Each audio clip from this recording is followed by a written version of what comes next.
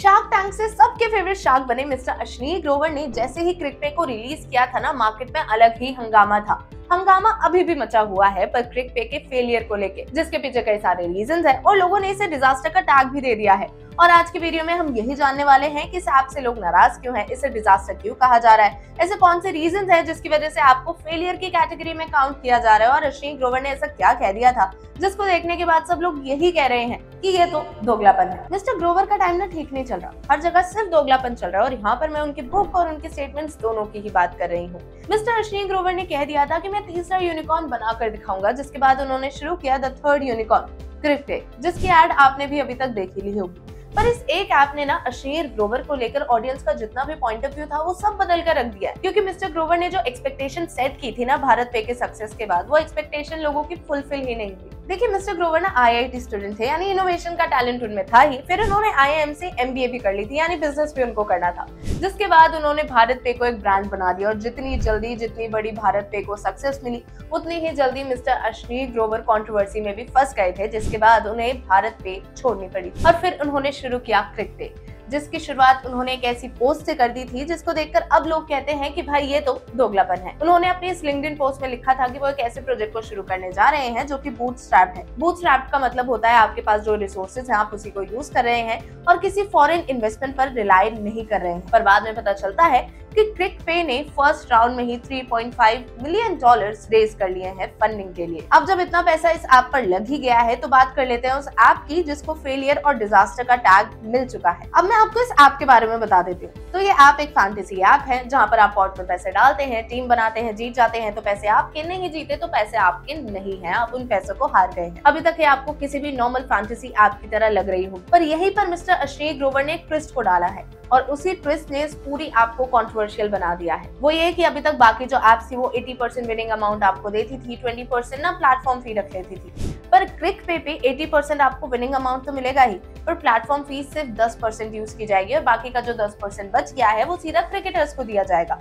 अब इसी के साथ उन्होंने एक और फीचर ऐड कर दिया था जो इसके फेलियर का कारण भी बन गया है। वो कारण कैसे बना वो मैं आपको बताती हूँ आगे, पर पहले उस फीचर के बारे में जान लेते हैं। वो फीचर ये था कि आप डायरेक्ट अपने फेवरेट क्रिकेटर को पैसे भेज सकते हैं। जैसे सुपर चैट के थ्रू आप अपने फेवरेट क्रिएटर को पैसे भेज सकते थे ना, वैसे ही क्रिक पे आप अपने फेवरेट क्रिकेटर को पैसे भेज सकते हैं और इस एक फीचर ने इस पूरी गेम को कंट्रोवर्शियल बना दिया है। अब ये फीचर इनके फेलियर का कारण कैसे बना हम वो बात कर लेते हैं। देखो, एक क्रिकेटर जो ऑलरेडी ऐसी फैंटेसी ऐप का ब्रांड एम्बेसडर है, वो क्यों ही अपने आप को दूसरी फैंटेसी ऐप से एसोसिएट करेगा, है ना। तो जो ऑडियंस की एक्सपेक्टेशन थी कि वो अपने फेवरेट क्रिकेटर से इंटरैक्ट कर पाएंगे, वो एक्सपेक्टेशन तो पूरी ही नहीं हुई ना। जिसके बाद वो यूजर तो बन गए थे पर उनको ये ऐप पसंद नहीं आई क्योंकि इस ऐप ने उन्हें अपील नहीं किया। देखिए, क्रिक पे के इस फीचर को यूज करते हुए ना आपको रूल्स का काफी ध्यान देना पड़ेगा, क्योंकि अपने फेवरेट क्रिकेटर को पैसे भेजते हुए अगर आप इन रूल्स का ध्यान नहीं रखते हैं तो इसका सीधा असर ऐप पर पड़ने वाला है। हालांकि आपके फेवरेट क्रिकेटर के पास ये ऑप्शन होगा कि अगर आपने पैसे भेजे हैं तो वो उसे रिजेक्ट कर सकते हैं और आपको पैसे रिफंड मिल सकते हैं, पर इस एक फीचर ने भी इस कंट्रोवर्शियल के टैग को हटाने में कोई मदद नहीं की। देखो, BCCI और ICC का एक एंटी करप्शन कोड है जिसके तहत अगर किसी भी क्रिकेटर को 50,000 रुपए मिलते हैं या फिर ऐसा कोई गिफ्ट मिलता है तो उनको इमीडिएटली BCCI और ICC को डिस्क्लोज करना पड़ेगा। अगर वो डिस्क्लोज नहीं करते हैं तो इसका असर उन पर तो पड़ेगा ही पड़ेगा। अगर क्रिक पे के थ्रू वो हुआ है तो आप तो सीधा सीधा फंस जाएगी। यानी क्रिक पे के मेकर्स ने खुद ही एक फेलियर पॉइंट तैयार कर लिया है। हालांकि अभी तक जो भी चल रहा है वो लीगली चल रहा है, पर अगर कुछ गड़बड़ होती है तो ये इस ऐप को काफी बड़ी मुश्किल में डाल सकता है।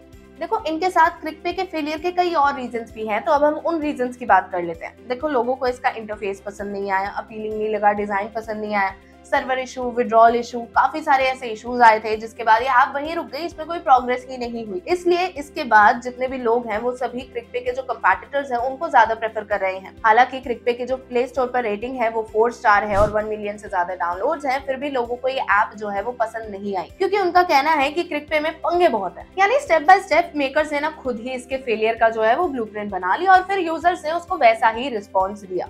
अब इसके बाद जब हमने प्ले स्टोर पर इस ऐप के रिव्यूज पढ़े तो हमें पता चला कि लोगों को तो ये ऐप बिल्कुल पसंद नहीं आ रही। उनका कहना है कि सर्वर इशू बहुत ज्यादा फ्रीक्वेंट है, पेमेंट स्लो हो रही है, विड्रॉल इश्यूज आ रहे हैं, बहुत ज्यादा उनको दिक्कतें हो रही हैं ऐप में, और साथ ही वो ऐसी ऐप किसी और को रिकमेंड नहीं करेंगे। जिसके बाद हमने ये तो देख लिया भाई डाउनलोड्स बहुत है, पर रिव्यूज का जो काउंट है, बैड रिव्यूज का जो काउंट है वो भी थाउजेंड्स में है। जिसके बाद लोग यही वेट कर रहे हैं कि भाई इनकी प्रॉफिट रिपोर्ट क्या आ रही है, क्योंकि यूजर एक्सपीरियंस ने तो इसको डिजास्टर का टैग दे दिया है। मिस्टर ग्रोवर ने क्रिकपे को इंट्रोड्यूस तो किया था मार्केट में कंपेटिटर्स को किल करने के लिए, पर यहाँ हिसाब कुछ और ही चल रहा है और लोग बस इनकी प्रॉफिट रिपोर्ट का वेट कर रहे हैं। जब तक इनकी प्रॉफिट रिपोर्ट आती है तब तक मैं आपको बता देती हूँ कि एक और ऐसा इनिशिएटिव है जो मार्केट में आया है जिसने अपने कंपेटिटर्स को किल करना शुरू कर दिया। और ये जो इनिशिएटिव है ये गवर्नमेंट ओरिएंटेड इनिशिएटिव है और जो उसके कंपेटिटर्स है उसमें जोमेटो और स्विगी दोनों ही शामिल है। जानना चाहते हैं क्या है वो इनिशिएटिव और कैसे किल कर रहा है वो अपने कॉम्पिटिशंस को? तो ये रही वीडियो। जय हिंद।